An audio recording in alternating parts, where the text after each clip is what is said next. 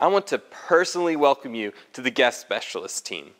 The guest specialist team is absolutely essential in order for Family Life Church to accomplish its mission, because the guest specialists have two very important wins. The first win is to help first-time guests feel like they're part of the family.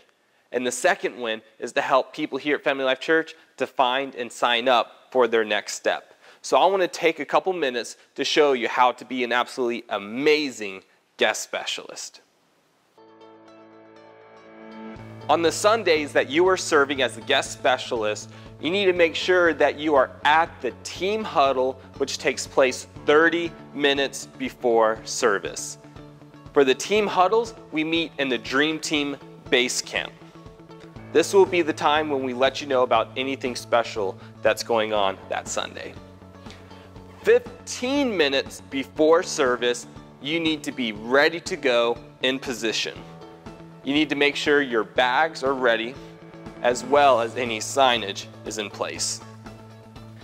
When it's time to greet first-time guests, what you want to look for is some identifiers. The first is that first-time guests usually come in and stop about 10 feet inside the building, and they tend to look a little bit lost. When you go to approach them, introduce yourself and ask them for their names. This next part is important. Never ask somebody if it's their first Sunday at Family Life Church. 80% of the time, it won't be, and you're going to be embarrassed. But instead, ask, how long have you been coming to Family Life Church? Now, if somebody is a first-time guest, what we want you to do is to give them a tour. Show them the cafe and let them know everything is free. Show them the kids' check-in area if they have kids. Show them the auditorium where we worship. And most importantly, show them where the bathroom is. Usually about 5 to 10 minutes after service starts is a good time to enter into the worship service.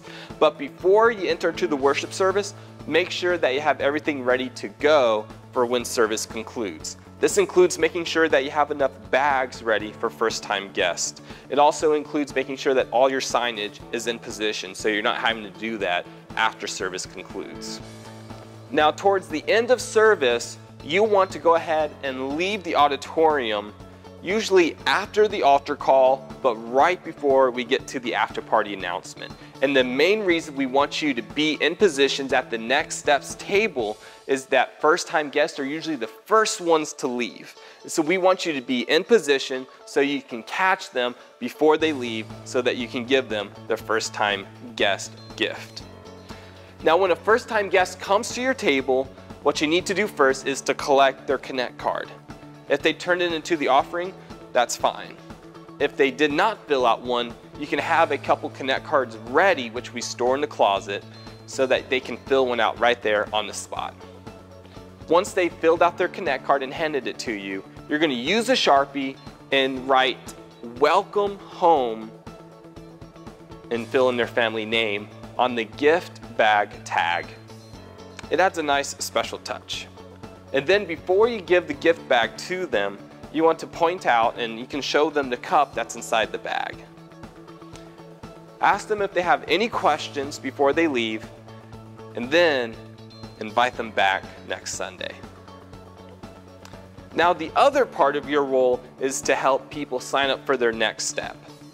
If there's any instruction that you need for those, we'll make sure to let you know during the base camp. Otherwise, it's just making sure that people have a pin that they can sign up for at the Next Steps table.